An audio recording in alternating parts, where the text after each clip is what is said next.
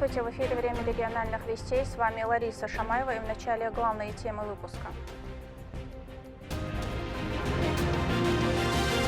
Повышение качества жизни граждан. Как представитель Северо-Кавказского федерального округа я обращаю внимание, что не всегда бывает такая активность. Я очень рад, что сегодня мы в Грозном проводим такую содержательную конференцию. Проекты новых электронных карт презентовали в Грозном. Теперь, благодаря карте туриста, поездки в нашу республику станут более выгодными. Почетный статус, высокая честь и большая ответственность. С удовольствием передам этот символ министру культуры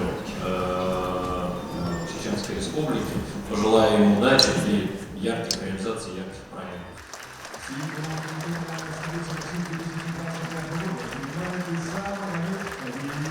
Грозный официально стал культурной столицей России 2025 года.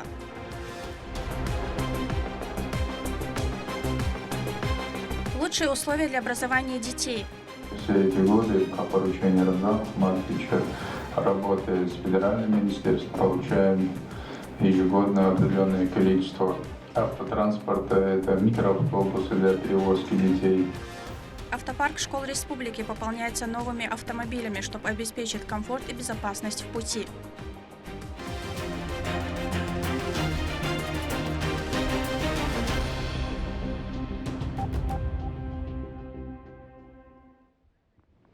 В Москве состоялась встреча Рамзана Кадырова с председателем правительства России Михаилом Мишустиным. Об этом руководитель субъекта сообщил в своем телеграм-канале. Политики обсудили вопрос социально-экономического развития Чеченской Республики, а также наметили планы дальнейшей работы. Глава региона написал, что Михаил Владимирович высоко оценил показатели деятельности в республике за минувший год. В регионе достигнуты хорошие результаты во всех сферах. Вырос объем сельскохозяйственной продукции и составил 103%, а в промышленной сфере рост составил 30%. Благодаря созданию новых рабочих мест уровень безработицы удалось снизить с 8 до 5,5%. Рамзан Ахматович высоко оценил грамотное и эффективное руководство. Председателем правительства России отметил, что благодаря его поддержке в субъекте реализуется ряд крупных проектов, которые имеют важное значение для экономики. В Грозном прошла конференция по вопросам запуска реализации на территории Российской Федерации проектов «Карта жителя региона». Эта цифровая платформа позволяет запустить в регионе многофункциональный инструмент, объединяющий ряд выгодных предложений. По какой системе работает единая карта и кому она будет выгодна, в нашем следующем сюжете. Межрегиональная конференция по вопросам запуска и реализации на территории Российской Федерации проектов «Карта жителя региона» прошла в гостинице «The Local». Она направлена на создание и развитие благоприятных социально-экономических условий на территории нашей республики. В частности, на повышение эффективного использования в регионе национальных платежных инструментов. В рамках соглашения проведено внедрение сразу двух карт на базе МИР. Это карта жителя Чеченской Республики и карта туриста, которая позволила сделать поездки в нашу республику более выгодным. Качественное использование бюджетных средств, потому что выплаты осуществляются непосредственно на те счета и доводятся до получателей, то есть деньги не зависают, они точно доходят до получателей. Это вот те два сервиса, которые можно реализовать в том числе и с использованием карты жителя, и они сейчас являются особенно актуальными. В ходе мероприятия участники ознакомились с основными целями и концепцией карты жителей региона, а также обсудили ее потенциал в контексте цифровизации и улучшения взаимодействия между властью и населением. В рамках конференции состоялись презентации успешных кейсов аналогичных проектов. Представители с разных регионов России поделились своим опытом, обсудив как достижения, так и вызовы, с которыми они столкнулись. Это позволило участникам получить практические рекомендации и вдохновение для внедрения проектов в своих регионах. Карта может быть электронно-проездная, электронно-читательским билетом или даже ключом от домофона. Также при оплате картой жителя можно получать кэшбэк, скидки, бонусы в местных магазинах. Мероприятие собрало более 40 участников, среди которых представители органов власти, муниципальных учреждений, бизнеса, некоммерческих организаций из различных регионов России. Заместитель председателя правительства, министр финансов Чеченской Республики Султан Тагаев подчеркнул важность проекта для повышения качества жизни граждан и развития региона. В целом это увеличить, в свою очередь, безналичные расчеты, задачи, которые тоже это поможет нам реализовать задачу, которую поставил Рамзан Ахматович Кадыров в плане увеличения безналичных расчетов в сфере экономики и социальной жизни жителей Чеченской Республики. В целом, это увеличение безналичных расчетов, это в свою очередь увеличение ликвидности экономики Чеченской Республики. И выступающие замечают, приводят примеры, цифры, где обозначаются рост увеличения безналичных расчетов в сфере автотранспорта, пассажирского автотранспорта и другие сферы отрасли деятельности, экономической деятельности, где активное участие принимают жители Чеченской Республики. В свою очередь, председатель Союза развития государственных финансов Валерий Цгоев отметил актуальность внедрения карты жителя для региона, ее особенную важность и полезность для пенсионеров и льготников. Совершенно очевидно, что поскольку сегодня уже выступающие говорят, что порядка 37 регионов внедрили эти карты, нет никаких сомнений у нас с вами, что эти карты будут внедрены во всех регионах страны. Очень важно отметить, что Чеченская Республика и вице-премьер, наш уважаемый министр финансов, помогли организовать эту конференцию в Грозном. Почему? Потому что мы бы очень хотели, чтобы на юге России тоже активность проявлялась. И как представитель Северо-Кавказского федерального округа я обращаю внимание, что не всегда бывает такая активность. Я очень рад, что сегодня мы в Грозном проводим такую содержательную конференцию. По итогам конференции была составлена резолюция, в которой отражены основные выводы и рекомендации по дальнейшей реализации проекта в регионе. Участники выразили уверенность в том, что совместные усилия позволят сделать карту жителя региона эффективным инструментом для улучшения жизни граждан. Лимда Джамалдинова, Сайд Селим Ампукаев, Моусар Хаджиев, Вести, Чеченская Республика. Столице Чеченской Республики торжественно передали статус культурной столицы России 2025. Эстафету передали в Нижнем Новгороде, который был удостоен этого звания в 2024 году. Стоит отметить, что наступающий 2025 объявлен годом Грозного в нашем регионе.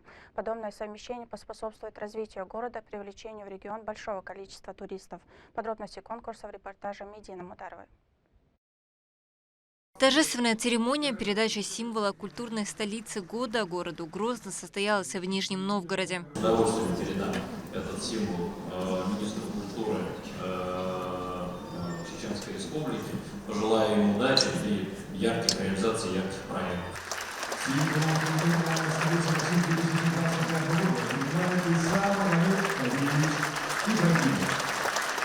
Министр культуры Чеченской Республики Иса Ибрагимов отметил, регион рассчитывает перенять у Нижнего Новгорода опыт в организации мероприятий. По его словам, Грозный найдет, чем удивить туристов. Планируется разработка насыщенной программы. У нас очень большой экономический потенциал, туристический потенциал и инвестиционный климат очень хороший. К нам со всех, можно сказать, регионов России приезжают, а также с других стран мира приезжают. И я думаю, что Грозному есть что показать в 2025 году. Проектов очень много и планов очень много на 2025 год. Мы уже перенимаем опыт у Нижегородской области. Губернатор Нижегородской области Глеб Никитин отметил, что статус культурной столицы стал для Чеченской Республики инструментом продвижения, который позволил привлечь больше туристов, а также усилить культурные связи. Уверен, что и Грозный, как следующая культурная столица, будет с честью нести этот титул и также сможет перезапустить в режиме синергетического эффекта множество проектов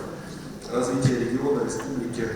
Желаю республике процветания, продвижения. Уже есть множество желающих посетить Грозный, посмотреть на красоту республики и богатство чеченской культуры. Очень интересно посмотреть культуру, красоты невероятные, потому что по фотографии-то мы все видели это. Плюс я знаю, что коллеги сейчас заканчивают работу над музеем, и вроде как в конце года должен открыться новый музей. Это втройне интересно посмотреть. Поэтому нет, я уверен, что год культурной столицы пройдет в Грозном совершенно как-то незабываемо. Также в рамках мероприятия прошло подписание соглашения о сотрудничестве между правительством Чеченской Республики и правительством Нижегородской области в сфере культуры и искусства. Есть чему учиться, взять опыт и внедрять его у нас в республике.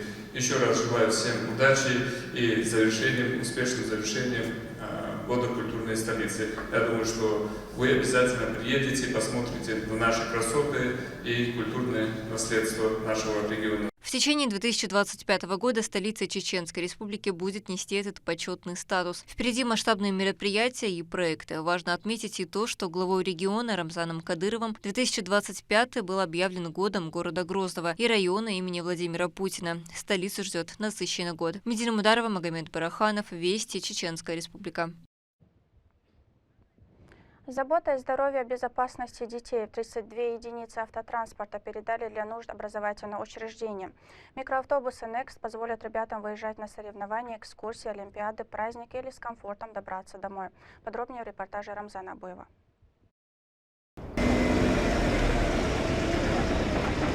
«Газель Next» – функциональный микроавтобус, в котором предусмотрено порядка 20 пассажирских мест. Форма сидений обеспечивает комфортную посадку, а наличие откидных подлокотников и различных регулировок создает все условия для удобства детей. В ходе церемонии передачи 32 единиц автотранспорта школам министр образования и науки Хошбауди Дааев отметил, что эта инициатива стала возможной благодаря всесторонней поддержке развития образовательной системы со стороны главы республики. Школы в основном строятся на той или иной окраине населенных пунктов, что в свою очередь делает немножко проблематичным посещение. А как детям добираться до образовательной организации и обратно? Мы все эти годы по поручению Рамзана Ахматовича, работая с федеральным министерством, получаем ежегодно определенное количество автотранспорта, это микроавтобусы для перевозки детей. А в последующем, мы будем работать и над получением автобусов, то есть большей вместимости. Ключи от автобуса вручили и директору столичной 53-й школы. Хотя в учебном заведении нет необходимости в подвозе детей, транспорт все же нужен для участия в выездных мероприятиях. Теперь больше возможностей у учеников и педагогов посещать культурные и досуговые события, делится руководитель. Детей приходится вывозить в театры, разные выставки. И в последнее время в целях проекта Пушкинской карты тоже приходится выезжать. И этот транспорт нам очень поможет. В нашей школе обучается более 1000 детей. И в учебно-воспитательной работе нам это очень поможет. Мы хотели бы поблагодарить руководство республики за наш транспорт ДРС Хилл. В регионе в общей сложности используется 337 школьных автобусов для перевозки обучающихся, что позволяет детям своевременно и комфортно добираться до учреждения в любую погоду. В соответствии с законом, организация транспорта для перевозки учащихся требуется, если расстояние от дома ребенка до школы превышает 3 километра. Однако в ситуациях, когда учреждение расположено в заснеженных или горных местностях, этот порог может быть увеличен до 5. Данная регламентация направлена на обеспечение безопасности и упрощение доставки в школу детей, особенно в условиях высокогорья или потенциально опасных для пешеходов дорог. Рамзан Абуев, Ислам Ибрагимов, Руслан Магомадов, Вести, Чеченская Республика. В Грозном осуществляется мониторинг состояния общего имущества многоквартирных домов, уделяя особое внимание качеству работы управляющих компаний. По предварительным итогам полностью завершена оценка дворовых территорий, а также спортивных и детских площадок. Выявлены некоторые нарушения в содержании общего имущества, и в ряде подъездов требуется косметический ремонт. На основе обнаруженных проблем разработан план мероприятий, организация уже занимается устранением недочетов.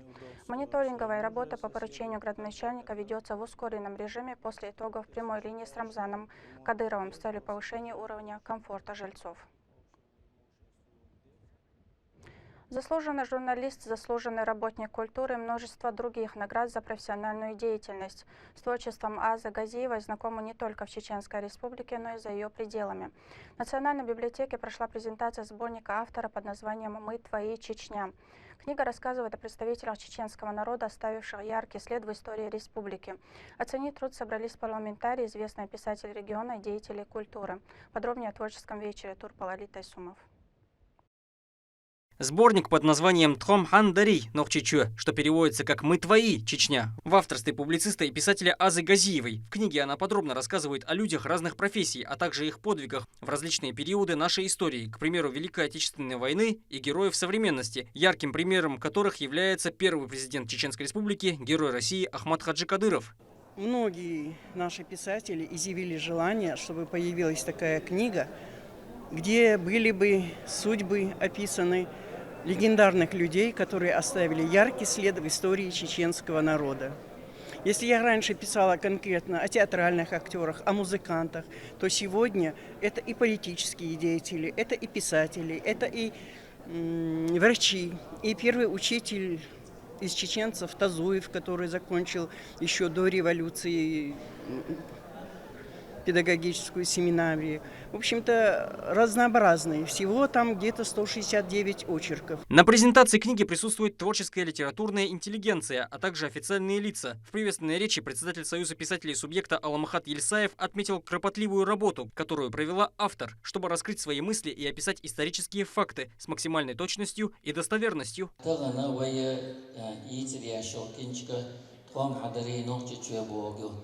Сина цуатилна це хайшха ценчулаца мухир винохчи тел кенти юари мухзамна бахя ицерч хагуляш устялон юч бин болбо уш гулярбаня ялон исарбаня вай ят эбохчан яха сила цершхиру ицерч дукало вай qom си халдакардо вай уш битс баш дагярч делари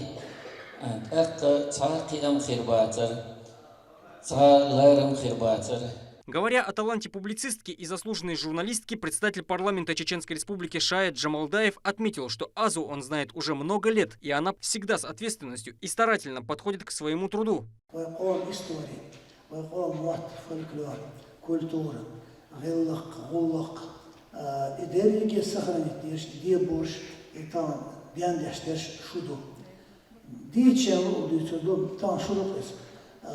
И вот в этом ключе, что вот один эксона, около мастахетан, аза тодоиз дуканьон, цанрей ванердум, ахтуан болчен аз церюрт, аз цермолас легин, аз аламадир дицен, огала, аз дюнал шакир. Да, има вот сколько я ее знаю, дюнал лиц, патриотом своего народа.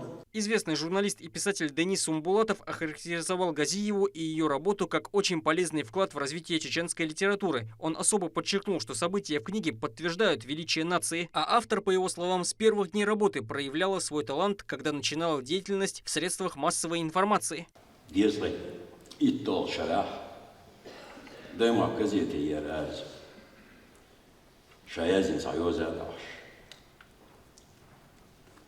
شادح ريازين يوزدو بارتسودي تسولدع يازيش ساكوك ديود بيرسن شاري الوليلة شاري الشوبيعة يوزن شاري الشوبيعة تران ليش دينا نوخشي يشوح يعالغا لهينسا نوخشي متح نوخشي قومق بولش ناخخ Следующий сборник под ее авторством должен выйти уже в 2025 году. И на этом, как признается женщина, она не планирует останавливаться и ищет идеи для новых произведений. За более чем полвека Аза стала автором сотен литературных и журналистских работ практически по любой тематике. Отдать столько лет жизни одному направлению – это действительно подвиг, который возможен только испытывая любовь к своему делу. Торпа, Лолита Исумов и Алисхан Кацулов. Вести. Чеченская Республика. В столице республики пройдет международный бизнес-форум «Грозный мегаполис будущего». Организаторы тщательно готовятся к масштабному событию, которое соберет большое количество предпринимателей, инвесторов, почетных гостей с разных уголков мира, а также должностных лиц субъекта. Темой обсуждения станет строительство крупнейшего в России многофункционального гостинично-делового комплекса, который будет в новом районе имени Владимира Путина. Соглашение о его реализации было подписано в рамках Кавказского инвестиционного форума. Экономическое мероприятие состоится 15 декабря во Дворце торжеств имени Дагуна Амаева. Форум обещает быть важным событием не только для города, но и для всего региона. Форум наш будет международный. К нам также приглашены на мероприятие послы разных стран. Ближнее зарубежье, дружественные страны. Ожидается около 1000 гостей, включая важных спикеров. В настоящий момент огромный интерес проявлен к городу Грозный и к Республике Чеченской. И, конечно, мы хотим поучаствовать в этом процессе, реализовывая проекты. К этому часу это все события. Еще больше новостей вы можете узнать на наших аккаунтах в социальных сетях и в приложении «Смотрим». С вами была Лариса Шамаева, и до новых встреч в эфире.